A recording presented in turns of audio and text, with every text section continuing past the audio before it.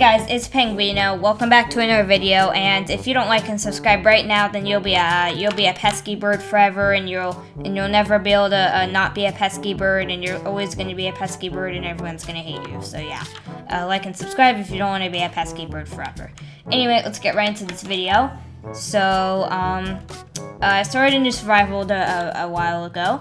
I think it was it's coming up to a month ago. I think I started on the 18th of March, which is now, I think it's hold on, let me check the date real quick. It's the 18th of April, so my world is officially a month old. So let's get right into this. So I'm gonna be recording on this world from now on. So yeah, that's pretty cool, right? I'm gonna start uploading again, I think. So I'll just give a recap of what I've been doing on this world in the past month that I haven't uploaded this world. So basically, I spawned on this mountaintop. Then there was a village right here, a naturally generated village right here. You can see remnants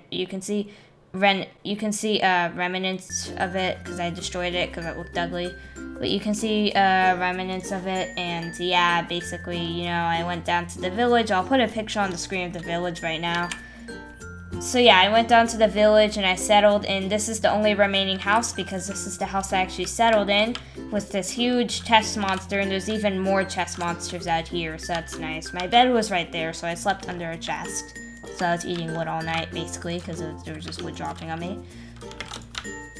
So yeah, I settled in the shack for a while. Then the first real, farm, if you could say, that I built was this villager breeder. So this villager breeder I built to do tons of things, like trading halls and, a lot of farms use villagers, basically.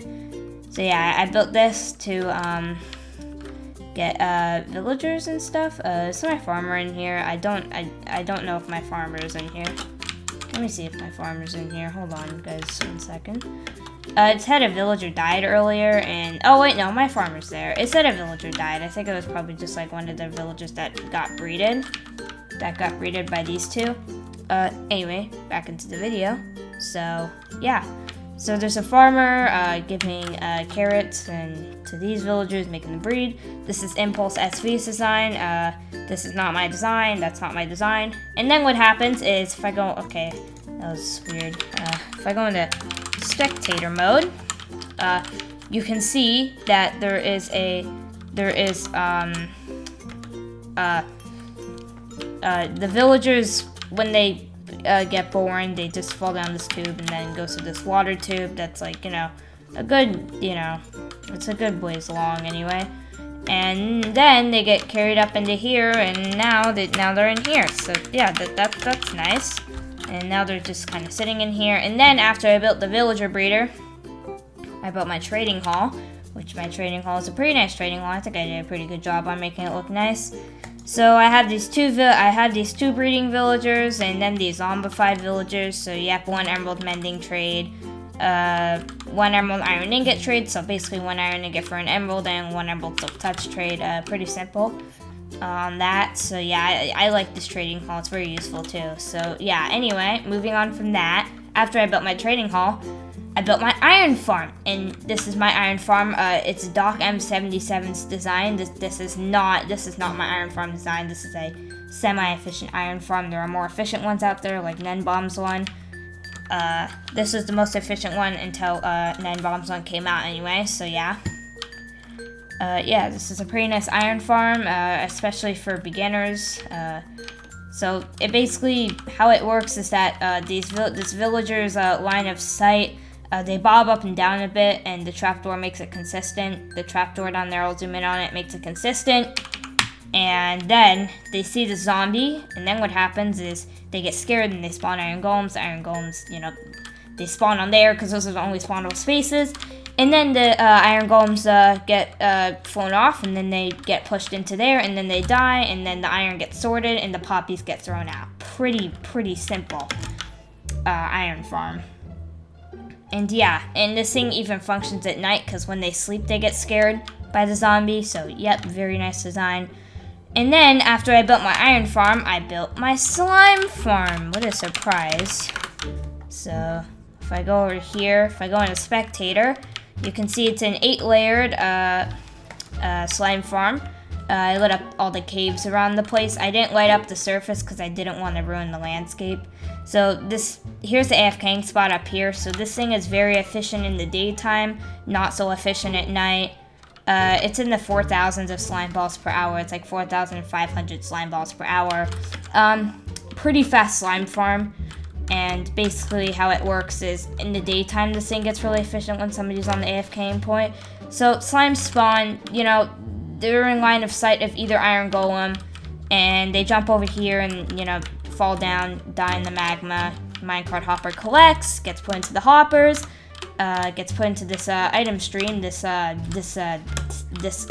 circuit, the circuit designed by Waddles that I use to dispense items. And then they get carried all the way up, and then once they get carried up, they get, you know, pulled throughout this item stream. And then they get thrown into here, again, another Waddles circuit right here, and then they just get thrown into the elevator, and the slime balls get sorted. And if anything else were to end up in there, it would get put in the lava. I AFK'd at it one night, 7 double chests overflowed, so yeah, I'm good on that. So yeah, pretty efficient farm overall. And then, after I built my slime farm, I built my concrete converter, which I have a concrete duplicator. I'll show you that in a second once I get to my stronghold. Yeah, okay. So I built this, very simple design by Mumbo Jumbo, and I added a few things like this little circuit right here. Makes this that way it always dispenses the concrete at you. All you have to do is hit that lever to activate it, and you always have to deactivate it after using it because this loop can cause lag. This is an infinite loop. If you don't turn it off, it causes lag. So, yep. Again, very simple design. So, yep. Basically how it works is there's a timer circuit. Oh, wait, I keep on falling off. You know, if I wouldn't fall off, this would work. Jeez. All right. So basically how this works is there's a timer circuit right here. You activate the lever, there's a timer circuit, and then you understand the whole point, you know, the redstone gets powered and the this gets powered right here, so the TNT, so it duplicates the TNT dupers by the TNT duplicators by Omango, 1.13 plus, obviously because of the dead bubble fan, or the dead bubble fan that doesn't exist in 1.12 and under. Yep, so I can turn on right now. So basically how it works is once you turn on the circuit, the timer activates that, and then it sends the signal throughout here, which sets this off, so that way it explodes in mid-air, basically.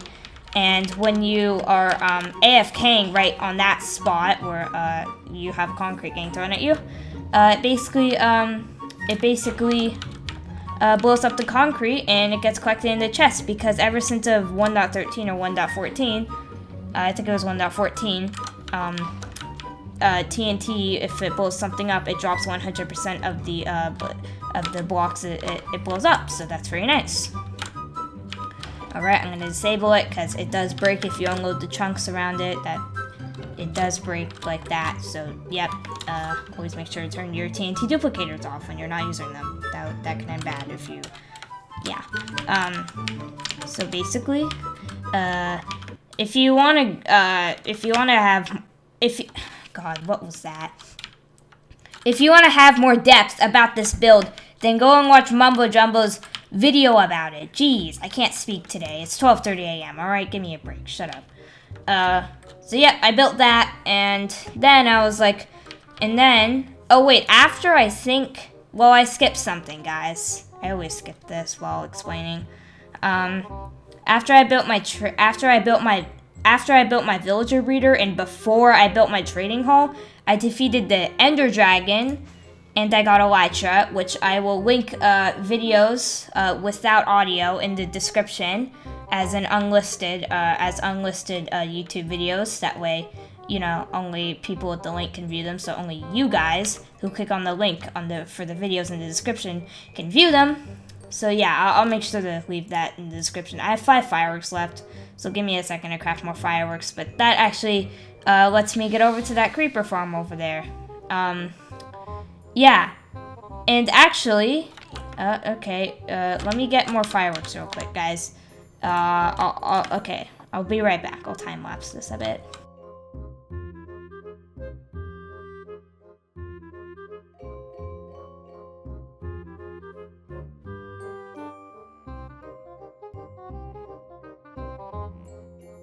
Okay guys, so I'm done with the time lapse. So after I built my concrete converter, and I actually built my concrete duplicator after I built my iron farm and before I built my concrete converter. My concrete duplicator is in my stronghold, that's why I've not gotten to it yet. But yeah, I also built that somewhere along the lines of after I built the iron farm, but before I built the concrete converter. And then that gave me the ability to build my really nice looking modern house over here. So yeah, that's my house. I'll go inside of it in a second. So after I built the concrete duplicator and the concrete converter, that gave me the ability to build my full-on concrete modern house. So let's get inside of it right now. It's a pretty simple house. It's, you know, it's your average house. It has a storing system up there. Anyway, I'll show you in a second. So basically, this is, you put your shulker boxes here to unload them into this chest. And then basically, the hoppers lead to this item elevator right here. Let me eat up a bit. The hoppers lead to this item elevator right here. I can actually show you in spectator mode. The items just go through here and they lead into this dropper, which again, this really handy dandy waddle circuit dispenses them at the speed of hoppers upward through the elevator, and then they get sorted into these hoppers, which they go throughout the sorting system. So basically how this works, it's a very simple design. I don't know who made it. It might have been Impulse. It might have been Impulse SV. I'm not sure who really made it. But anyway, besides the point, this is a very popular design. Basically how it works is the redstone comparator has just enough power to power this last redstone dust right here, but not the one below it. I'll tell you that in a second. So why it doesn't power the one below it is because if it were to power the one below it, then it would activate this repeater, activating this redstone torch, which would unpower this, which would, well, no, wait, let me backtrack. That made no sense, sorry. If you're a redstone engineer, probably made no sense. Sorry, let me rephrase that.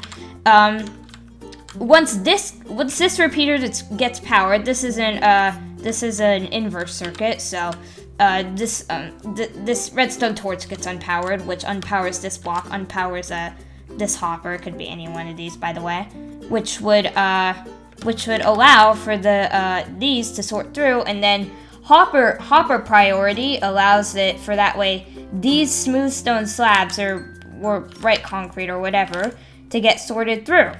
And then once smooth stone slabs stop coming through, then basically what happens is they all get sorted, and then basically once it's below 42, then this redstone unpowers, which unpowers the repeater, inverting this redstone torch to be on, powering this block again, and locking this hopper through a Boolean value. If you look on the right side of the screen, you can see that. Boolean values are basically true or false values in code. Very simple to understand. So yeah, that's basically how the sorting system works, and if the sorting system can't find any place for anything, then it just gets sorted into the random chest. Very simple, and very easy to build, and very, very efficient. It keeps me very organized on my world. So yeah, that's basically my house, and then just other random stuff like, you know, my enchantment room right here with the enchantment setup and grindstone, you know, just that. And yeah, over here is my bedroom. So, with a jukebox right here. Yep.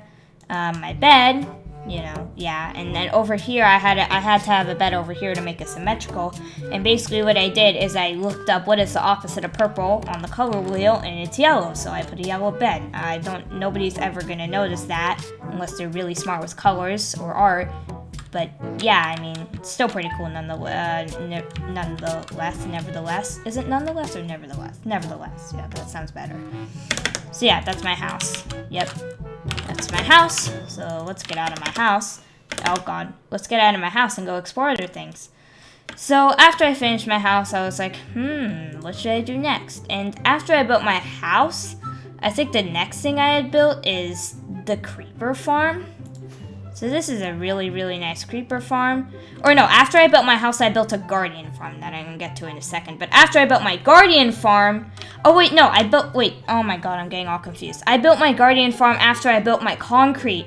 I built my guardian farm after I built my concrete converter. That gave me access to sea lanterns for that new house. You guys are probably wondering, how the hell did you get all those sea lanterns? Well, yeah, I didn't explain, sorry. Yeah, Guardian Farm, 80k Guardian Farm, Cortez Arena. I'll show you once we get into Nether, because it uses the Nether to free up the mob cap. So, yeah.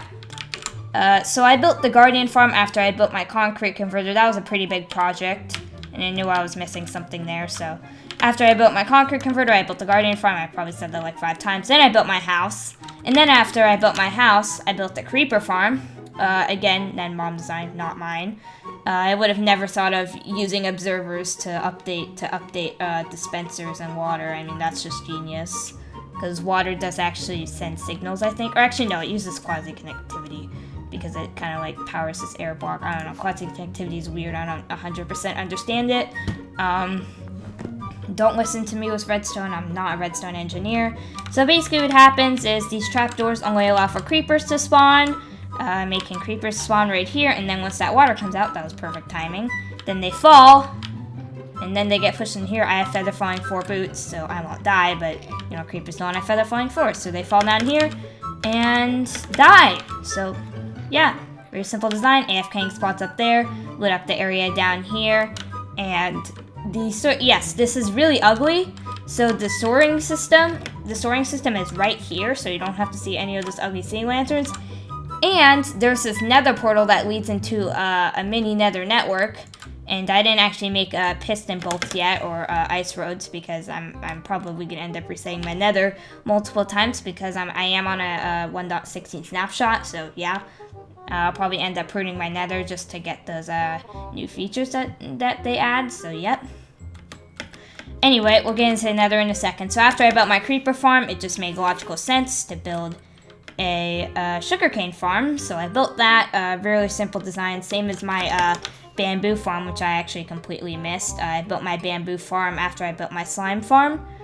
So yeah, I built my bamboo farm after I built my bamboo farm somewhere, okay? I don't know. It was somewhere in between, I don't know, after I built my slime farm before I built my concrete converter, something like that. I don't know. I can't fully remember, but yeah, I built this bamboo farm that I didn't talk about. Very simple design. It uses observers to tick the pistons, which of course this is stuck here because there's too much bamboo, so yeah, no overflow, right? Nobody cares about overflow. Yeah, it prevents overflow. So yeah.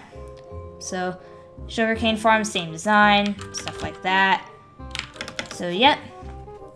Now, I also built an Enderman grinder, Ilmango's design, somewhere in the process of doing all of this stuff in my overworld.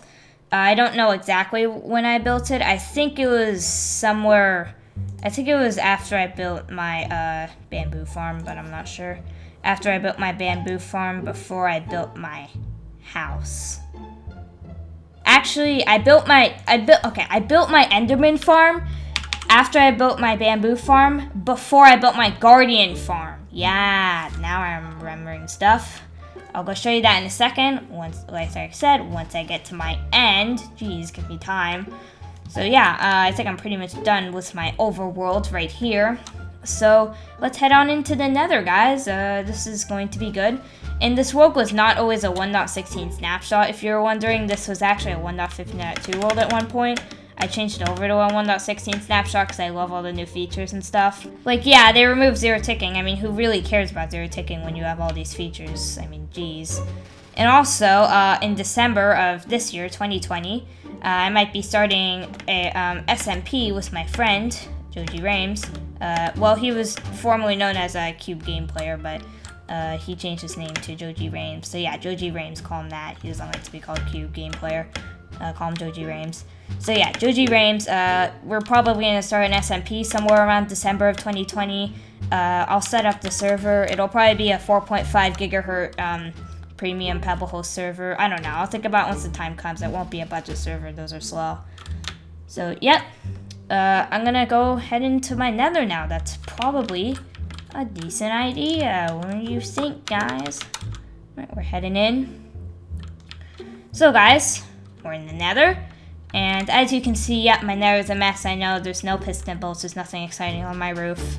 So, basically, there's the nether portal home, the nether portal to the creeper farm that I just showed you. So that way, you don't have to see the ugly sea lanterns above. You don't have to see those. So, yeah.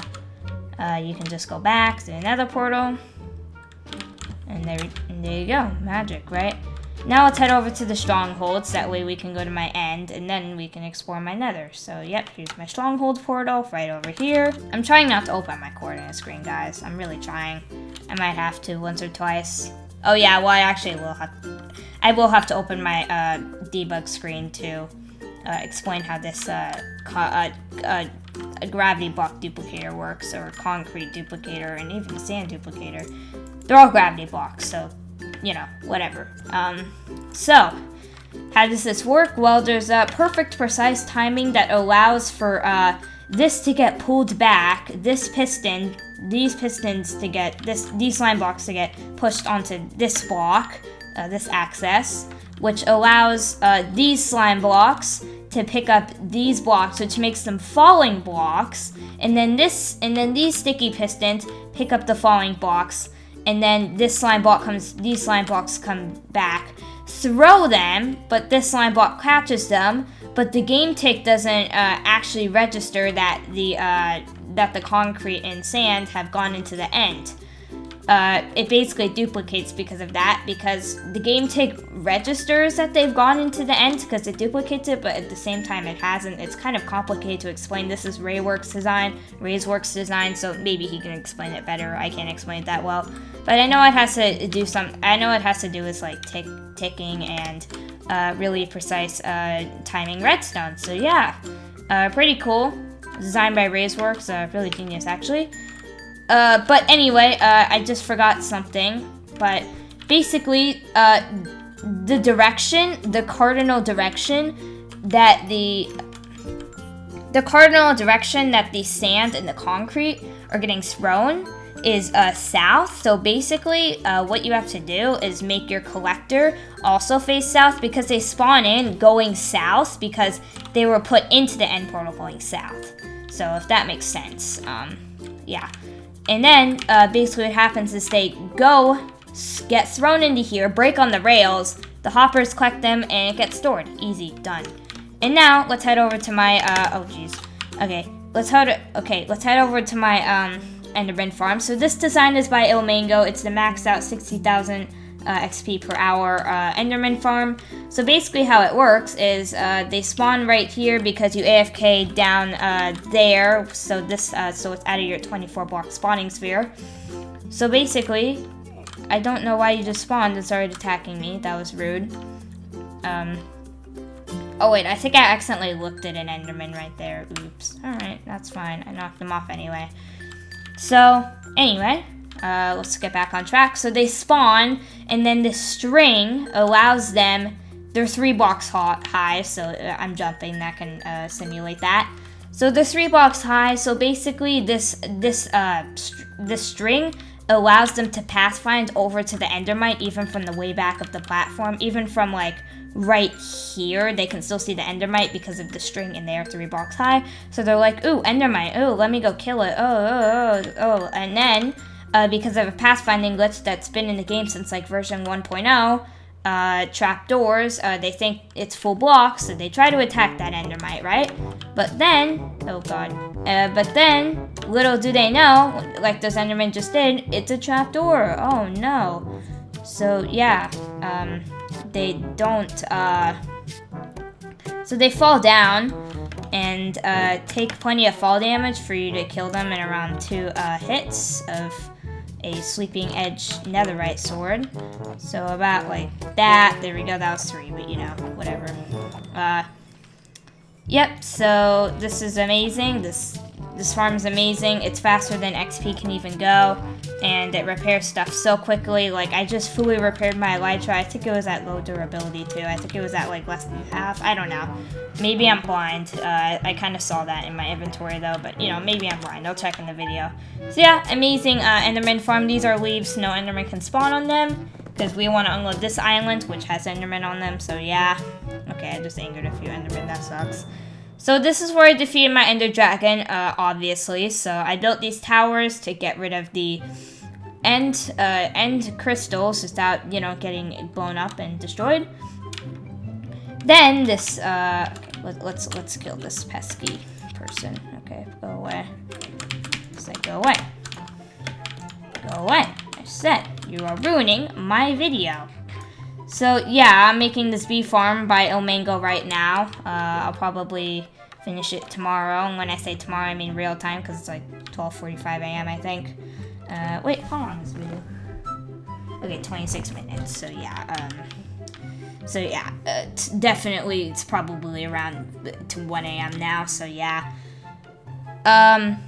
So yeah, this is just a simple bee farm designed by Omango, and you do it in the end because in the overworld you lose around 55% of the efficiency from nighttime and it raining and stuff. So yep, he can explain that later. I don't have time to explain it because we have to get to the Nether and end this video because I don't want it to be more than 35 minutes. So let's get over to the Nether now. That was my end, just a pretty standard end. It's basically what you see in an end, you know, concrete falling block duplicators, I should say. That's their technical name. That's their technical terminology. So yeah. I broke a hole in the bedrock, and then basically it looks like this bedrock, it looks like this was a piece of bedrock that, wasn't, a one-layered piece of bedrock at 127, but it actually was, surprisingly. Yeah, I know, it's actually pretty surprising realizing how much bedrock there is here, but this is just a random one-block pocket. There was just like some blackstone here, and I'm like, and then I dug up, and I'm like, oh, okay, you know, I'll take it. So yeah, so basically you just go down here. If you didn't know, to break bedrock, the piece of bedrock needs to be at Y127, or else it doesn't work because you can't break 2 because of, you know, the bedrock breaker takes more than 1 by 1 block of space. So yeah. If you guys haven't seen the new Nether, then here it is. It's really cool. So my Nether portals are in Basalt Delta, which I really like, on the edge of the Soul Sand Valley. So let's go and find a basalt. I can't remember what it's called. It's the new structure in 20W16A. I'm an idiot, so I can't remember what it's called, but here it is. So basically, there is piglins in here, and there's loot, and I think I got some ancient debris from in here. I blast mined most of it out, and most of my netherite armor I blast mined out, but you know. Yeah, so basically these piglins attack you if you're not wearing gold. So as you can see, yep, they try to attack me if I'm not wearing gold. Yep, they do like 2 hearts of damage per hit, so let me not do that. Yeah, so basically these are really cool structures. They're probably going to end up replacing nether fortresses eventually. Basically these chests have loot and you can loot them and stuff. Pretty cool stuff. And this is really annoying because it's right next to a Soul Sand Valley with tons of gas. I hate Soul Sand Valleys. They sound like windy deserts. They just suck in general. Yeah, these are really cool structures actually. I think this is the center room that I kind of like annihilated. So yeah, these gas are just horrible. Like why the Soul Sand Valley just ruins the nether. No, not really. The Soul Sand Valley is just the bane of the nether update though. Like this biome sucks. There's so many gas. Like, why? Alright, anyway, you guys know what this biome is. It's been, like, all over the, Minecraft news. Especially because of, Lena Rain, Lena Rain, I think her name is. Sorry if I mispronounced that. If I did, I'm an idiot, and I'm sorry. But, yeah, that's a composer's name, I think. And she created a new music disc called, Pig Step, which I'll play for the outro of this video, actually. So, yep, let's get out of here. The Soul Sand Valley literally sucks. So, yeah, let's try to get out of here, alright. I'm jittering. My mouse is a bit jittery because, I mean, I'm just trying to move it without running into anything. Alright, there we go. So yeah, this is the new nether. So there's a warped forest. There's these randomly generated nether portals. So you can actually get out of the nether without, like, doing anything now. You know what? Let's take this golden apple and eat it. Because, I mean, why not, right? I don't know why I just did that. I mean, who cares? They're relatively cheap considering I have a mesa that has tons of gold. And you can also find naturally generating gold. I think I found 10 gold blocks off of just one of those basalt structures, which is really nice. So yeah, this is the new nether, and very, very nice update, actually. I'm loving this update so far. They removed zero ticking, but I mean, like I said, who really cares? Zero ticking was a cheat anyway. So yeah, there's another basalt thing over here. This was the bridge kind. I know I had a one with the, like, real main room, but I just can't find it right now, so, you know, yeah. And this is the bridge kind, so yep, this is the bridge kind if you guys have never seen it. Most of it's inside. I don't want to go too deep in because I don't want to die in there. But yeah, this is the new nether, the warped forest, really cool for, especially if it's early game and you can't find Enderman in the overworld, please go to a warped forest. I beg you, for Enderman now, going to a warped forest is going to be so much easier than hunting for Enderman overnight. Guys, please do that, it's amazing. I didn't have that opportunity because when I was defeating the Ender Dragon, my world was a 1.15.2 world still. I only upgraded to 1.16 like 2 days ago or something, so yep. And I reset my nether a bit. And the last thing of this video, you know, if I can find the exit to this place, I don't think I'm near it right now, so that kind of sucks. Let me go over to the exit. So the last thing I want to show you is my guardian farm. Okay, I actually found the exit really fast. Okay, so yep, the last thing I want to show you is my guardian farm. So it's the Cortez Reno 80k one by Cortez Reno, obviously. You know, he has it in the name, so yeah.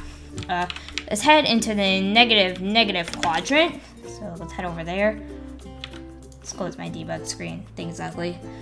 Head over here real quick. There it is. Here's my guardian dropper thing. So, yep, this is my guardian farm. Huge sorting system, but it's actually sorted, so you don't get all the raw cod and stuff that you don't need. So, basically, the sorting system, how it works is very simple. You know, just the 41 item sorter. The 41 item sorter. These item elevators, very simple again.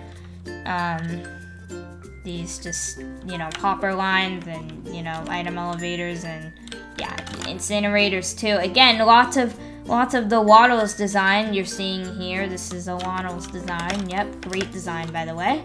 I love the design. And yeah, so basically how it works is this is simple. So they just fall, they die, and they come in through this nether portal, which links up to out here.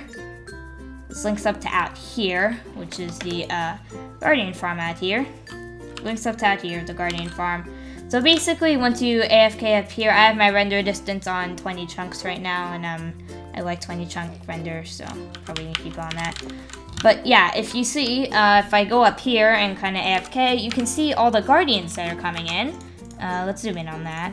Just 30 FOV. You can see all the guardians that are starting to come in. You can't actually see this is 16 chunk render distance, but trust me, they're there. As long as you don't like go below like 12 chunks, I think, then they'll be there, alright?